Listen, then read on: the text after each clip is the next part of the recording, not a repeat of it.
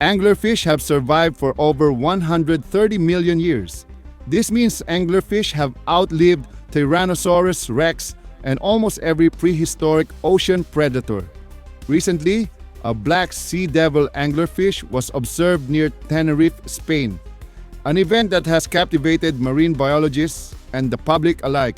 This rare sighting offers a unique opportunity to discuss the myriad challenges faced by anglerfish in their natural habitat. Anglerfish have one of the biggest mouths in proportion to body size in the animal kingdom. Some species can swallow prey twice their size in a single gulp. Imagine being born into complete darkness, thousands of meters below the ocean surface, in a world where survival is a constant struggle. There is no warmth, no sunlight, just an endless abyss filled with terrifying creatures, lurking predators, and an unforgiving environment. This is the reality for the anglerfish, one of the most bizarre and misunderstood creatures of the deep sea. Most people know anglerfish as the creepy-looking monsters with sharp teeth and a glowing lure hanging from their heads. But very few truly understand just how difficult it is to survive as one. From the moment they hatch, anglerfish face extreme challenges: finding food, avoiding predators, reproducing under impossible conditions, and dealing with a body designed more for survival than comfort. By the end, you'll realize that while anglerfish may look terrifying, they are also some of the toughest survivors on the planet. But first, let's start at the beginning, the moment they hatch. Anglerfish glow in complete darkness. Their bioluminescent lure is created by bacteria that live inside their bodies, forming a rare symbiotic relationship. Unlike many marine animals that receive some level of protection from their parents, anglerfish larvae are completely on their own from the moment they hatch. Anglerfish start as tiny, fragile larvae floating in the open ocean. At this stage, they are almost transparent, which helps them avoid predators. But make no mistake, being see-through doesn't guarantee survival. In fact, it does little to protect them from the countless predators lurking in the deep. Fish, jellyfish, and even other anglerfish see these small larvae as an easy meal, since their parents don't stick around to care for them. These tiny creatures must rely on luck and instinct to avoid being eaten. One of the first struggles an anglerfish faces is finding food. Unlike surface-dwelling fish that have access to plenty of plant life and smaller prey, the deep sea offers almost nothing. In this vast empty darkness, food is extremely rare. An anglerfish must eat whatever they can find: small crustaceans, plankton, or even the remains of dead animals that sink from the upper ocean. For a young anglerfish, every meal is a fight for survival. If they can't find food quickly enough, they simply starve. And even if they do manage to eat, they must be careful not to become a meal themselves. As anglerfish grow, they sink deeper into the ocean, descending into what is known as the midnight zone, an eerie world where sunlight never reaches. Here, the pressure is over 100 times greater than at the surface, enough to crush most living creatures instantly. But anglerfish have adapted. Their bones are soft and flexible, their bodies gelatinous, allowing them to survive in this crushing environment. However, this adaptation comes at a cost. Their bodies are extremely fragile. Unlike surface fish, which have strong muscles and scales for protection, anglerfish are weak, slow-moving, and nearly defenseless. They can't outswim predators. If a deep-sea shark or a giant squid attacks, their only hope is to remain unseen. While anglerfish themselves are terrifying, they are far from the top of the food chain. They are hunted by deep-sea sharks, colossal squid, and even larger anglerfish. In the deep ocean, there's no such thing as mercy. Any creature, no matter how monstrous, can become a meal in an instant. One of the most horrifying threats is the gulper eel, a nightmare-like predator with a mouth so large it can swallow creatures bigger than itself whole. Anglerfish, despite their menacing teeth, are often helpless against such predators. Even worse, the deep sea is home to creatures with invisible hunting techniques. Some predators use bioluminescence to lure anglerfish, just as anglerfish do to their own prey. The dragonfish, for example, emits red light, something most deep-sea creatures can't even see, allowing it to hunt anglerfish without them realizing they are in danger until it's too late.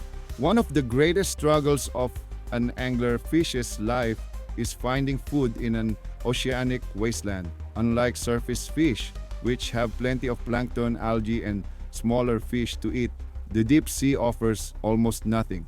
Food is so rare that anglerfish can go weeks, even months, without eating. When they do find prey, they have to eat as much as possible, even if it's far bigger than they are. Their stomachs can expand to hold twice their body size, allowing them to survive on a single meal for long periods. However, the problem with this strategy is that if they eat something too big, they can rupture their own stomachs and die. It's a gamble every time they take a bite, starve, or risk overeating to the point of self-destruction. And when there's truly no food, anglerfish turn to cannibalism, eating smaller members of their own species. In a world of endless hunger, even family members are not safe. Do you know anglerfish have no natural way to heal injuries? Unlike some fish that can regenerate fins, anglerfish cannot recover from major wounds, meaning even a small injury can be fatal. A clever but imperfect hunting strategy. Once they reach adulthood, anglerfish must rely on their famous bioluminescent lure to hunt. The lure, an extension of their dorsal fin, contains special bacteria that produce light, attracting unsuspecting prey in the darkness. It's an effective hunting method when it works, but the reality is it doesn't always guarantee a meal. Prey can recognize the danger and swim away, or the anglerfish might wait hours, even days, without catching anything. In desperation, anglerfish sometimes resort to cannibalism. The bizarre and brutal reproduction process, the most horrifying aspect of an anglerfish's life. For male anglerfish, life is less about living and more about finding a female before starving to death. Males are tiny compared to females, sometimes just 1% of the female's size. They lack stomachs, meaning they can't even hunt for food. Their entire existence is based on a single mission: find a female before starvation kills them. But finding a mate in the vast, empty deep sea is nearly impossible.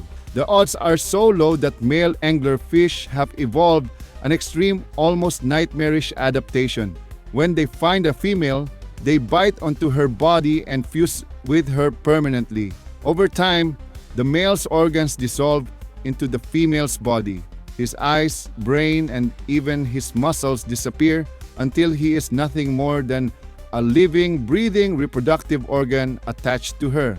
The female carries multiple males fused to her body at the same time, using them whenever she needs to reproduce. This means that for the male, there is no independence, no hunting, no free will, just a short life of searching and a permanent fate of being absorbed into another creature. It's one of the most extreme examples of parasitism in nature. While the male's fate is horrifying, the female's life is no less brutal. If she fails to grow large enough, she starves. If she doesn't attract enough males, she can't reproduce. Even worse, since food is so scarce, larger females sometimes eat smaller males before they can even fuse. Imagine spending your entire life searching for a mate, only to be devoured the moment you find one. For the females that do survive long enough, reproduction is exhausting.